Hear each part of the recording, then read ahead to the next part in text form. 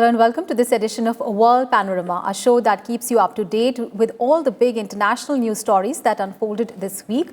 I'm Aishwarya Kapoor with you. Here's a look at this week's top stories in the headlines. Over 11,000 people dead from coronavirus. Center of pandemic now Europe. Italy, worst affected country in the world. UN Secretary General Antonio Guterres warns millions of people could die if virus allowed to spread unchecked.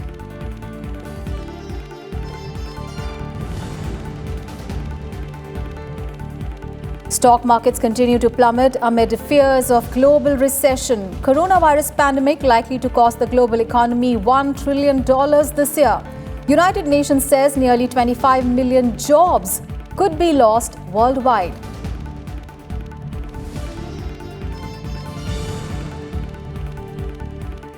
Aviation industry bears brunt of coronavirus pandemic. Worldwide revenues of up to $113 billion likely to be hit this year. Share prices fall. Airlines seek bailout.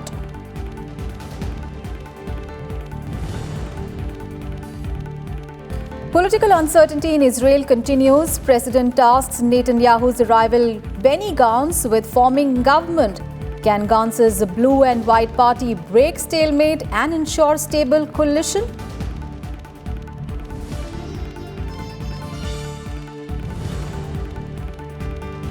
And Joe Biden sweeps three key primaries in Florida, Illinois and Arizona, builds nearly indomitable lead in race for Democratic presidential nomination.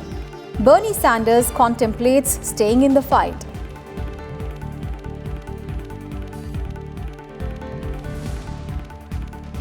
Over 11,000 people have died from the COVID-19 respiratory illness worldwide. Nearly 250,000 patients have tested positive overall. The coronavirus outbreak was first recorded in China in December last year, but now the center of the pandemic is Europe. In Italy, the virus has killed more people than any other country. United Nations Secretary General Antonio Guterres says that millions of people could die from the new coronavirus, particularly in poor countries, if it is allowed to spread unchecked. Meanwhile, WHO has warned that young people are not immune from coronavirus and must avoid socializing and communicating it to older, more vulnerable people.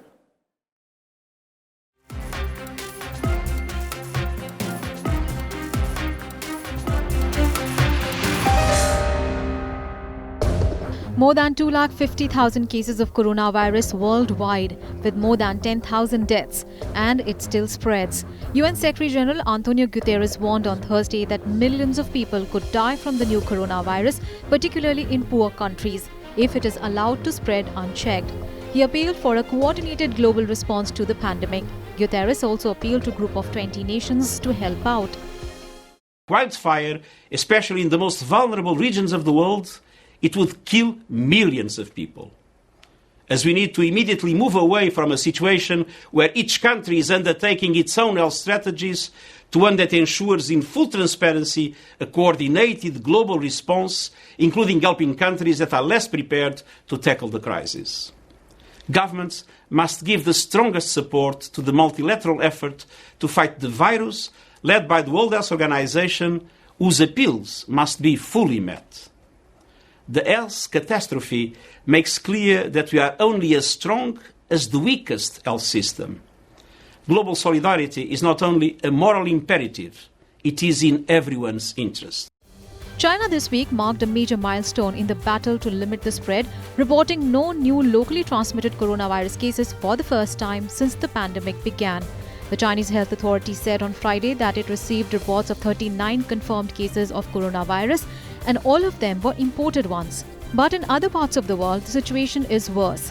Italy on Thursday surpassed China for the most number of deaths related to coronavirus, making it the world's deadliest center of the outbreak. A lockdown imposed on 12th of March in Italy has been extended beyond the original 25th of March end date. Nearly all Italians have been told to stay at home.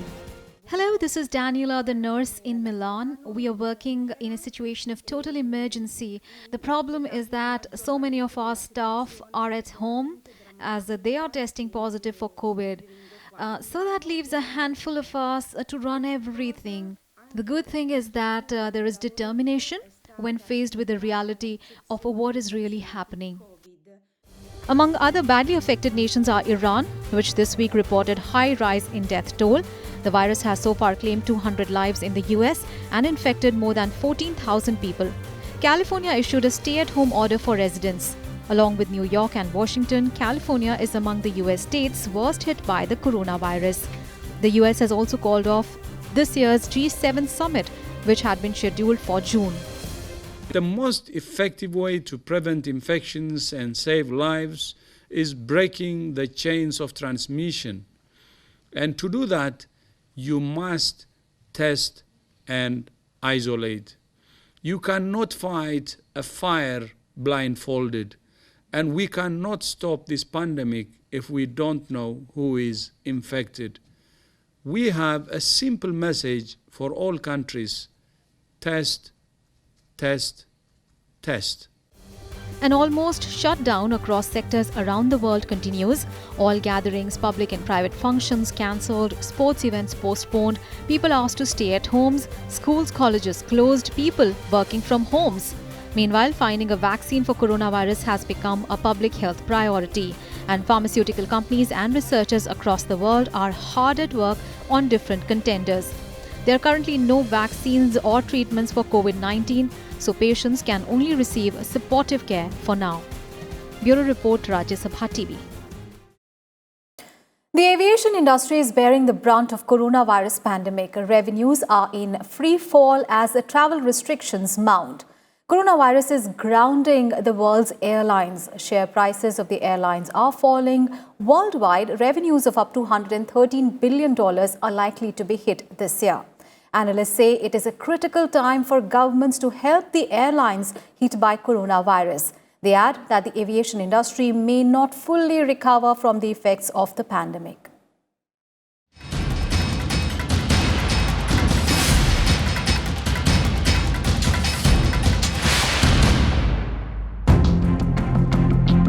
Empty airports around the world as restrictions on travel continue over coronavirus pandemic. On Tuesday, Australian airline Qantas said it would cut its international capacity by around 90% until at least the end of May, which means 150 aircraft will be grounded.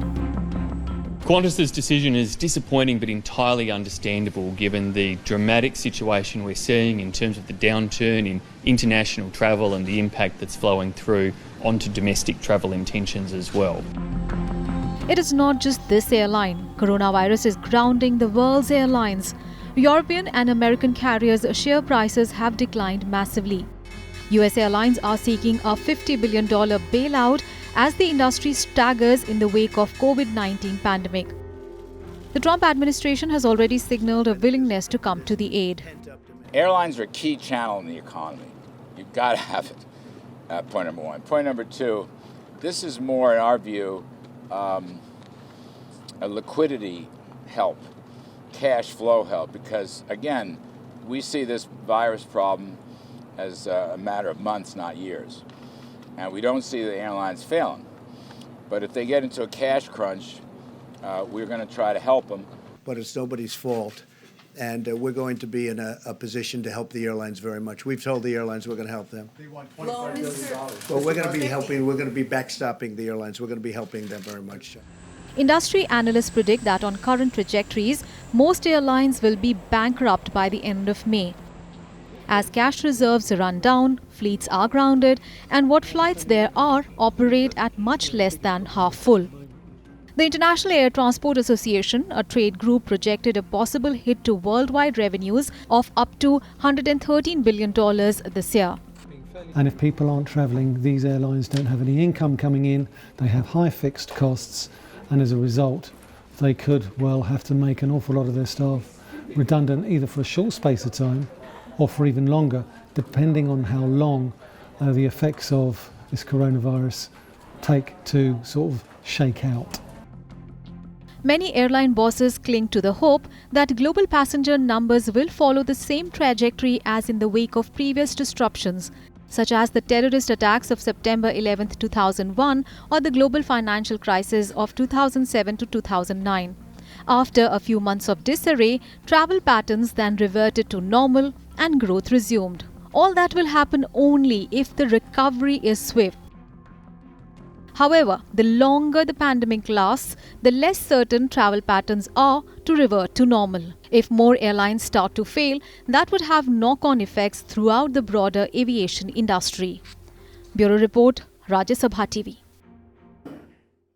As the number of confirmed coronavirus cases continue to rise, stock markets continue to plummet amid fears that the health emergency might spark a global recession. China's economy, which is the second largest on the planet and whose manufacturing and production sectors serve as a workshop to the rest of the world, has taken a severe hit because of its response to coronavirus. Global businesses are now suffering from supply chain issues, and economists fear that the coronavirus is rapidly becoming an economic pandemic.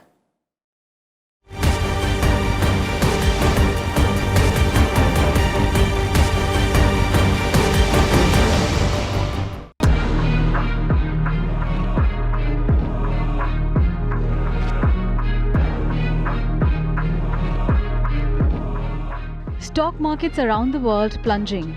Apart from the tragic human consequences of the coronavirus epidemic, the virus has also sparked economic uncertainty that is likely to cost the global economy $1 trillion this year. A global recession, perhaps of record dimensions, is a near certainty.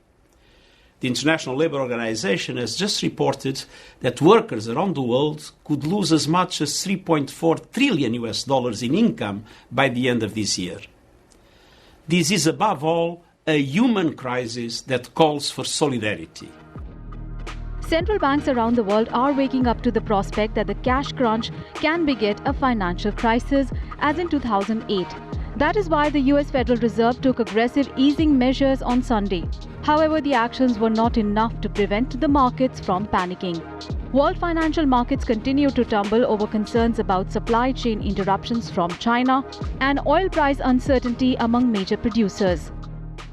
The crisis is there and people have lost confidence. They don't know how it will and when it will end. So that's the reason that we are witnessing fall in the capital markets every day. The UN agency UNCTAD has warned that only few countries will be unscathed by the outbreak's financial ramifications. Describing Europe, many parts of Latin America region as vulnerable, UN says so-called least developed countries, whose economies are driven by the sale of raw materials, will not be spared either.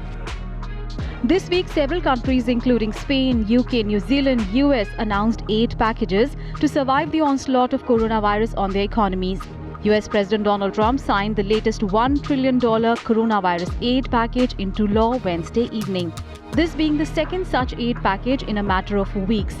Earlier this month, Trump signed into law $8 billion in coronavirus response package. Americans are the strongest and most resilient people on earth. And in the coming weeks, we will all have to make changes and sacrifices, but these short-term sacrifices will produce long-term gain. And again, I've said we're learning a lot for the future, and future problems like this, or worse, it could get worse. The next 8 weeks are critical. We can learn, and we will, turn a corner on this virus. However, analysts say that despite the measures, a severe recession can no longer be avoided. And some economists are already calling for governments to introduce measures to shore up aggregate demand. UN says that nearly 25 million jobs could be lost worldwide due to the coronavirus pandemic. It says only an internationally coordinated policy response would help. Analysts also say fiscal measures are needed to save companies and banks from bankruptcy so that they can recover quickly once the pandemic is over. They say that policymakers should be considering various forms of tax relief and public guarantees to help firms borrow if necessary. Besides, measures need to be taken to prevent job losses. Bureau Report, Rajya Sabha TV.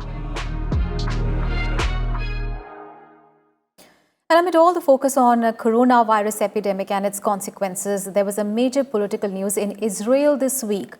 Benny Gantz, the Blue and White Party leader, was tapped on by the president to assemble a government coalition, bringing Prime Minister Benjamin Netanyahu closer to his ouster than he's been in 11 years. Accepting the mandate, Gantz has vowed to cobble together a coalition as soon as possible. However, question remains whether Gantz will be able to use that backing to form a government to replace Prime Minister Benjamin Netanyahu's. And crucially, in the middle of a health crisis of epic proportions that is gripping both Israel and the world, whether he wants to.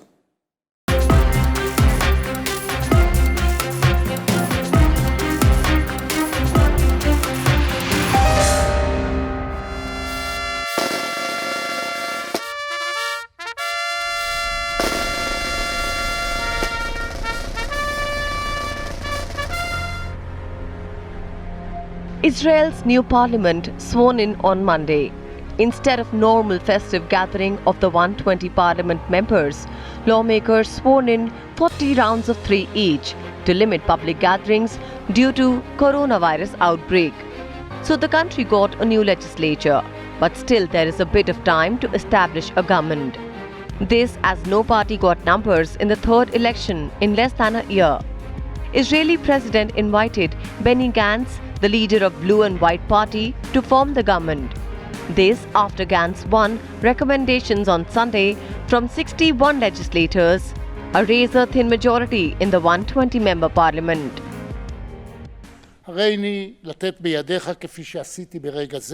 I hereby, as I did this moment, give you the opportunity to form a government. The law gives you, sir, 28 days starting tomorrow to work on forming a government. The invite to Gantz was a blow to Prime Minister Benjamin Netanyahu, who is fighting for his political life amid unprecedented political deadlock and a criminal indictment for corruption, which he denies. Gantz has now 28 days to forge a government, and it remains unclear whether Gantz's centrist Blue and White Party can break the stalemate and ensure stable coalition.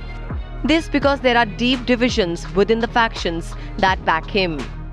President Rivlin has made clear he wants a government in place soon to help Israel beat back the pandemic.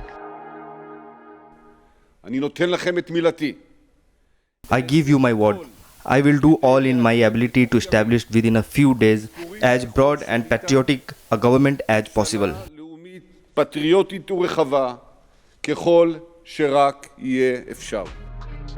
Earlier on Sunday, Netanyahu proposed a 6-month unity government that he would lead to manage the response to the pandemic.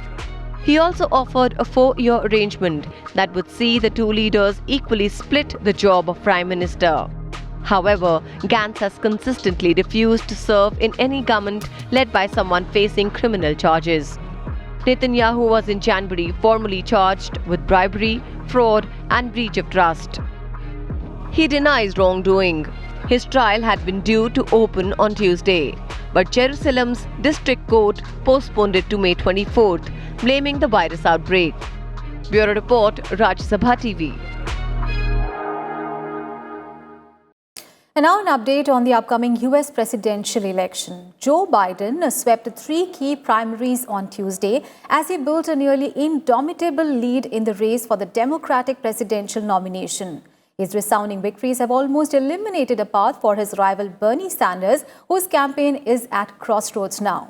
While there is a lot of uncertainty about what the coming weeks will bring, given the coronavirus pandemic, what is clear is that the November presidential poll is now a 2-candidate race between Joe Biden and President Donald Trump. Trump this week formally sealed the Republican presidential nomination.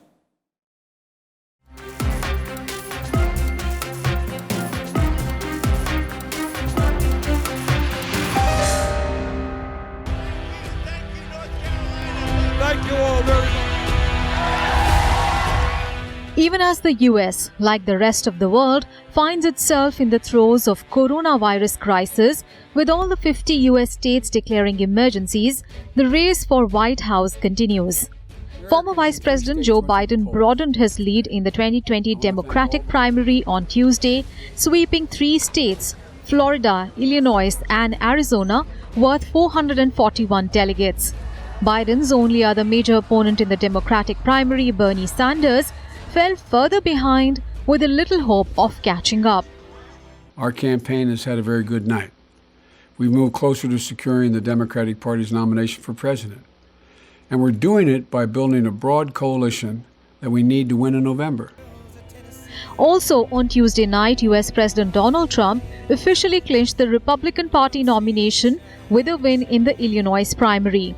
While his victory had been a foregone conclusion, Illinois delegates drove Trump over the 1,276 delegate threshold required to become the party's standard bearer. However, Tuesday's elections also underscored the uncertainty surrounding the presidential primaries amid coronavirus outbreak. Ohio, which was also due to vote on Tuesday, postponed its elections, defying a court order and closing polls. Officials in Florida, Arizona, and Illinois also took additional precautions to ensure the safety of voters and poll workers, including sanitizing voting machines and offering curbside voting. The primary season appears to be heading towards suspended animation now, with multiple US states delaying their contests until June. I wasn't any more concerned going here to vote than I am going to CVS to pick up a prescription. They have all the sanitary wipes and the hand sanitizer, and everyone's careful.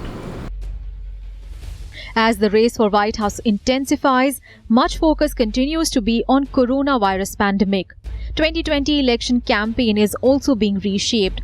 Donald Trump is not holding his signature rallies. Both Democratic candidates Biden and Sanders are also opting to hold virtual town halls and live-streamed events. The election delays have added another layer of unpredictability to Democratic primaries that has seen months of twists and surprises. Bureau Report, Rajya Sabha TV. And finally, amid coronavirus pandemic, concert venues and movie theatres are closing around the world. As a result, several artists are now streaming concerts live. Musicians, actors and other celebrities are also turning to social media to raise spirits and awareness about fighting the spread of coronavirus. So take a look at some videos posted to social media of celebrities performing online. As I take your leave, I'll see you next week in another edition of World Panorama. See you then. Till then, stay safe and stay healthy. Bye-bye. Sorry, it's okay. It's all that you can say. I understand. Years go